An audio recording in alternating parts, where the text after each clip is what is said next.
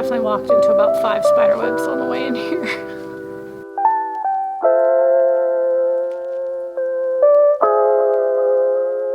Hey everyone, welcome to a new vlog thing. You'll see that I'm in a different space than I normally am, and that's because I am actually watching a friend's farm. So you'll hear a lot of animals like yelling in the background. I've been here for a couple of days and I've actually been having a kind of tough time. I don't know why. It might just be that like I just hit a depressive episode, or it might just be the solitude that I'm having or that I'm experiencing, or the fact that I'm like actually getting confronted with the fact that like this is the life that I want to be living and I'm currently not. I don't know what it is, but my mood has been pretty low lately, or at least as I've been here. I've been here for a couple of days now, and that sucks. That sucks. Mostly because like it's so beautiful here. It's so beautiful here. And so I'm sitting here talking to you, camera, in a barn, because I'm going to kind of do an experiment. I am curious to see if I will see things better through a camera. And so I had therapy earlier today, so that's why I'm starting this in the afternoon instead of in the morning. Typically I'd probably like bring you along in the morning, especially as I feed everybody, but you'll see that. You'll see that soon. But yeah, I had therapy today, and you know, that definitely helped me get my head a little bit more wrapped around the attitude that I kind of need to have and where I need to be. But I at least just want to take you through what I am seeing here. And if anything, this can be a really nice documentation of my time here. So I can look back on it and remember what it is I am aiming for. So I hope you enjoy, and let's do this. I don't know what it is about gardening that makes me forget about it. Maybe it's depression, maybe it's, I don't know, not the way I was raised or something, but gardening and flowers and herbalism is something that incredibly feeds me, that just makes me feel so good and centered and quiet and peaceful. Yet for some reason, I forget about this resource. I forget about the fact that honestly, just walking through a garden or seeing some flowers or saying hello to whatever plant is nearby me makes me feel myself. I'm not sure why it seems like this is one of the first and easiest tools for me to go to, and yet also is one of the first ones I forget when I'm in a moment of stress or anguish or just depression. I'm not sure why, but it's moments like these that make me super grateful to remember. I'm trying to build a life where this is part of it regularly, where I walk outside and I have things to caretake. I have flowers to see and bugs to caretake as well, and the beauty of a chaotic nature is around me. I think if I was a flower, I would be Queen Anne's lace. This, because it's like stupidly beautiful, looks like beautiful lace, also looks exactly like one of the most poisonous plants known to man, poison hemlock. So you could definitely like accidentally harvest this and then end up dying. So that's pretty on brand for me. And one of its herbal medicines, one of its things that it does is it is an abortifacient. So it has been used traditionally for birth control since like beginning of time. So super beautiful, and also pretty independence making is what I'll say. A long time ago, a friend was talking to me about my dichotomy. I am a person who really, really resonates with the story of Persephone. I have a Taurus sun and a Scorpio rising, so I feel really seen by the duality of both life and death. My friend said to me, as you go into the darkness, remember that you too are light. Remember that you are also the goddess of spring. It is so easy for me to stay in dark places, to go into the things that are just mucky and painful and dark. I live there, more or less. However, I also really need to realize that I have this other side of me that is incredibly light and joyful and full of life and caretaking and abundance, really.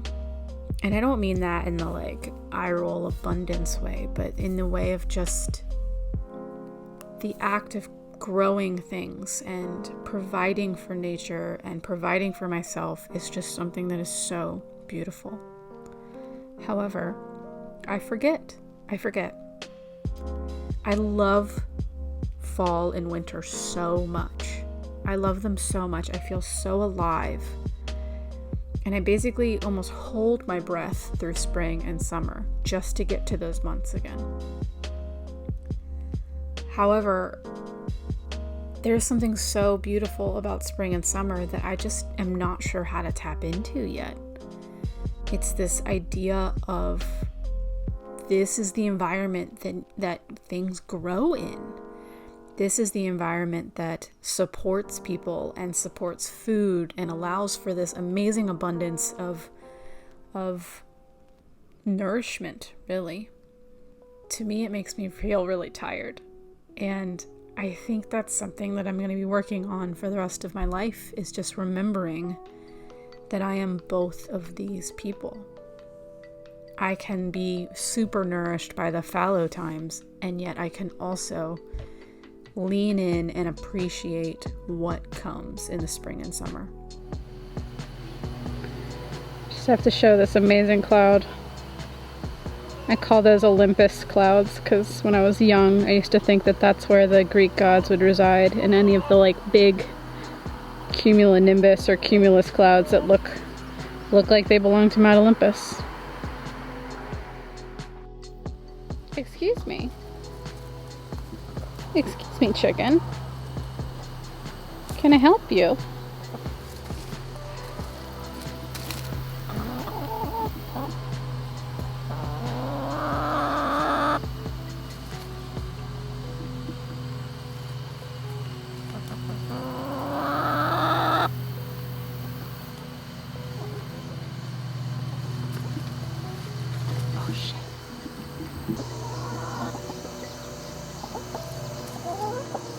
What do you need? What do you need, friend?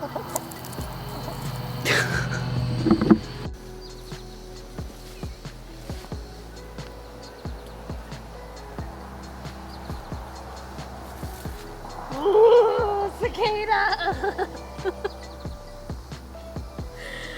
Oh, it was so big. Did you hear it? I'm a professional, I don't talk. Alright. This is one of my favorite plants of all time. I know I've said that like 4 times so far, but this is yarrow, Achillea millefolium. It is named after Achilles, which I heart so much, but it grows in these kind of like, they're not umbels exactly, but this group of flowers. But it's you use the whole plant for medicine, but the leaves can be bitter, used as a bitter to make your digestion better. But historically, the reason why it's named after Achilles is because it's a plant of courage. You would often see this put in the shoe of soldiers as they went into battle, and so it was also known as battlewort. The reason is because the leaves are a styptic, so they stop bleeding. So it's a really awesome thing to have in your first aid kit. And I still have it in a powdered form in my first aid kit too. But I also just love the plant too. It also is a diaphoretic, so it's one of the main plants that you go to if you have a fever.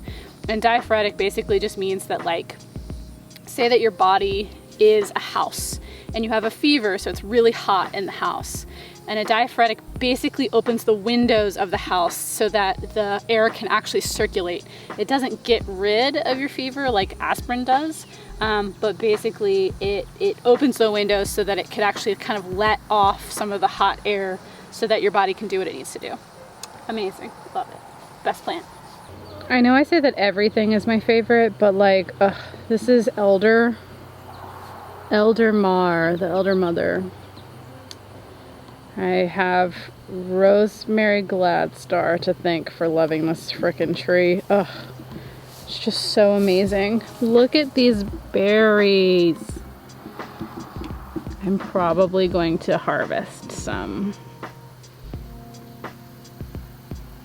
Just to look how plentiful. Dropping on the ground. I can't even. So amazing. Can't do the leaves or the trunks because these are toxic, but you can definitely do the flowers, which are on their way out. They're more of midsummer, but that's like leftovers. But you can see a bunch of berries are growing right there. Amazing. Best tree, honestly. Herbalism is something that I've studied extensively. I wanted to go to an official school for clinical herbalism, and I actually went back to school because back to school, I think, what year is that? 2017? Wow. Oof. And I went back to school to pursue a path as a naturopath. I did it for a semester and then I left.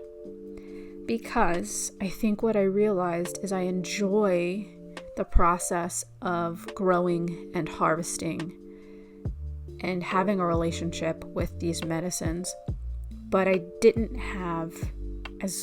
feel fed by bottling the medicine.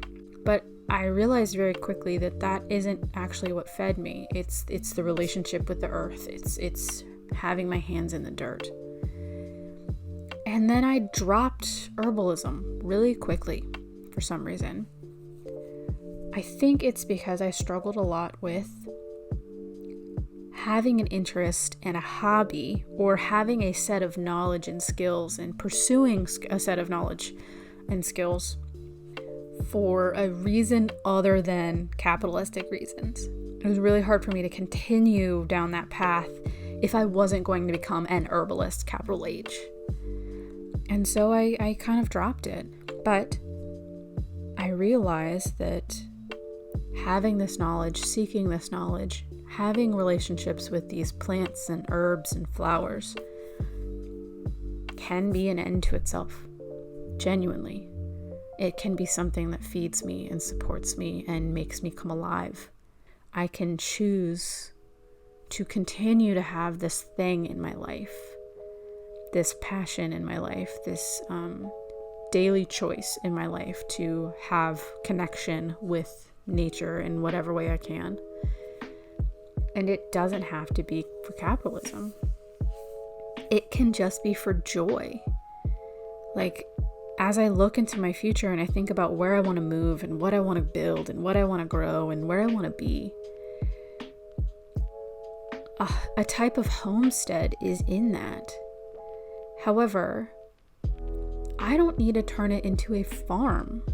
I don't need to turn it into an like an herbalist grow factory, more or less, where I like grow things to sell, right?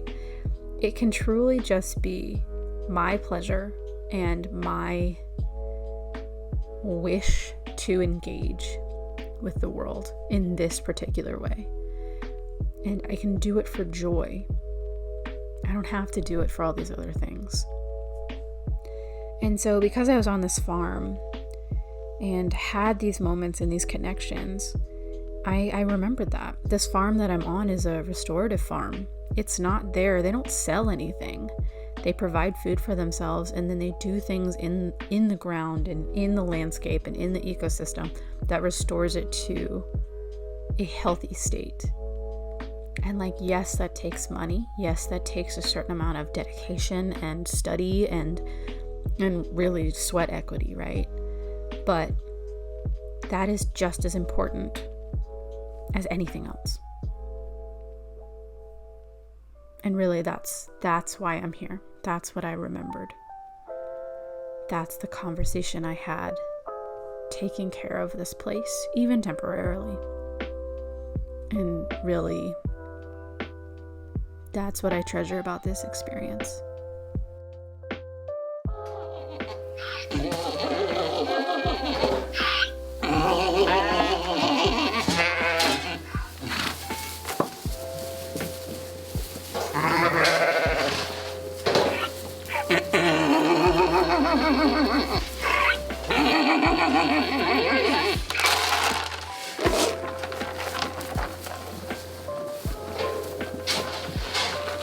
It's the best boy.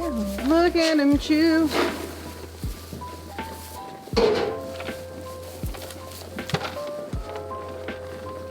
Oh, there he is, coming up the rear.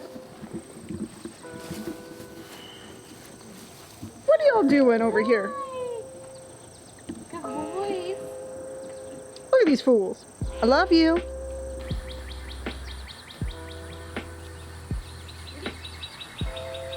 Thank you so much for joining me. I hope this was a lovely little slice of farm life for you. And I really appreciate you hanging out with me as I take care of all of these wonderful creatures and all these wonderful plants. And I hope it gave you at least a little bit of calm. It sure did for me. Till next time.